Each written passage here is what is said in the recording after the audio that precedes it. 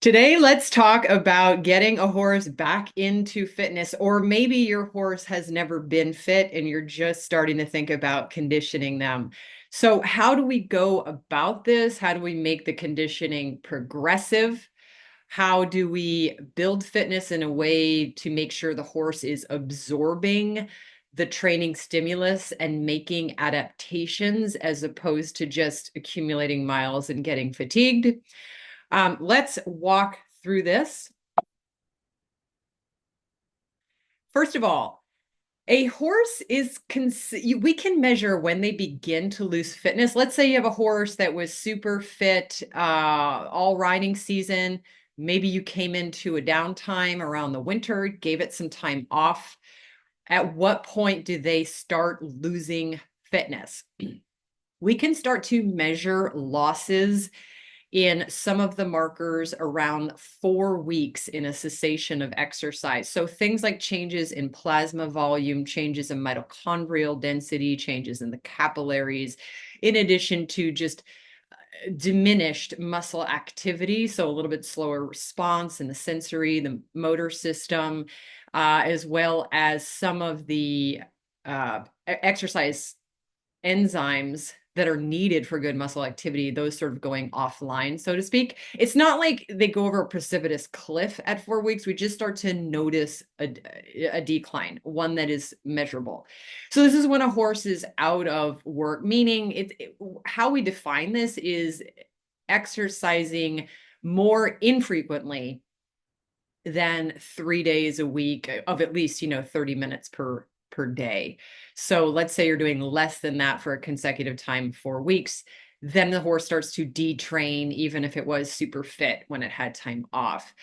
After you get out to about 12 weeks, you can consider that horse completely at a zero, total couch potato, starting over from zero.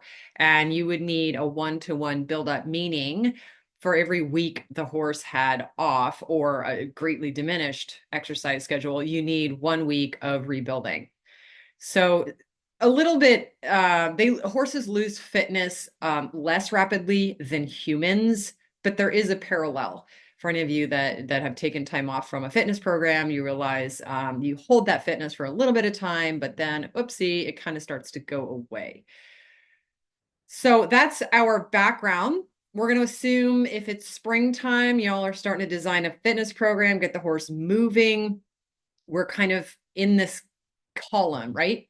Now, and when we start to talk about conditioning horses or reconditioning horses, the three variables, I call them, these are the knobs that we can turn. These are the dials that we can turn in fitness training.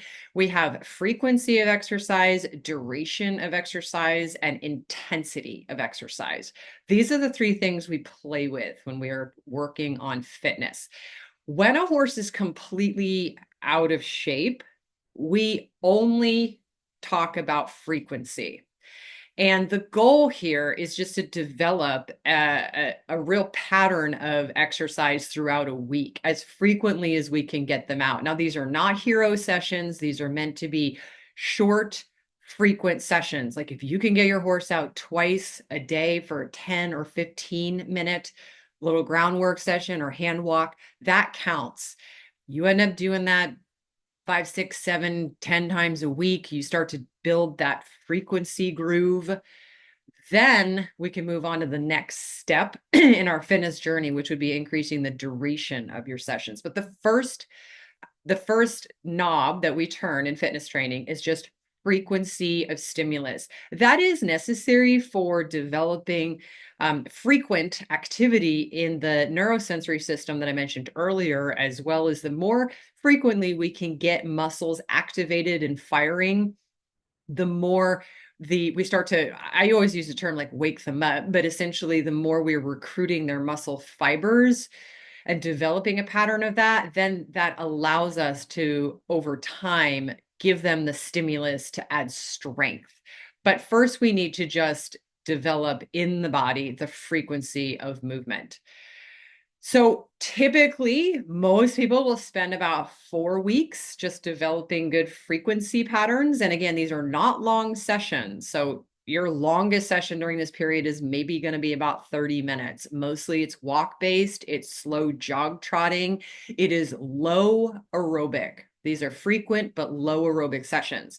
Then you're going to move on to increasing the duration of those sessions. So you're turning that knob a little bit. Let's say your groundwork and light riding sessions have been 30 minutes. You're going to turn it a little bit. The general rule of thumb here is a 10% rule. So you're going to increase the duration of your sessions by no more than 10%. Every 2 weeks, you would increase the length of time you're working with your horse by 10% every 2 weeks. That's a nice safe figure. Usually prevents overuse injuries if you follow this. Lastly, you start adding intensity. Okay, so you start with frequency, then you increase the duration of your sessions, and then you add intensity. Now, many sports vets advise that it is only safe to add intensity and without the risk of injury if you are already 4 or more days per week riding your horse in a nice active walk, trot, and canter for 45 minutes. And they are doing that without, seeming to be tired or really washed out after that. So most horses is going to take about 6 to 7 weeks to get to that requirement before you can start adding intensity. What is intensity? It is simply making things harder. You would only add 1 or 2 of these sessions per week. It is things like that are usually, I always say, faster, harder, steeper, right? If you're a trail rider, you're going to really get after some steep hills. If you're cross training in the arena using ground poles, you're going to raise them up. You might do some gymnastic jumping. You might introduce speed. You might do some gallop sets. But like I say, you've got to get to that requirement of 45 minutes of steady walk, trot, and canter before that. And that is typically 6 to 7 weeks. When you get to this point, if you want to get to that next level of fitness, adding intensity, and you're like, I don't know where to go here, I definitely recommend my book, 33 Strength and Fitness Workouts for Horses. These are the types of stimulus that you want in order to strategically introduce that intensity, to turn that intensity knob. And that takes you to kind of your peak riding and fitness season.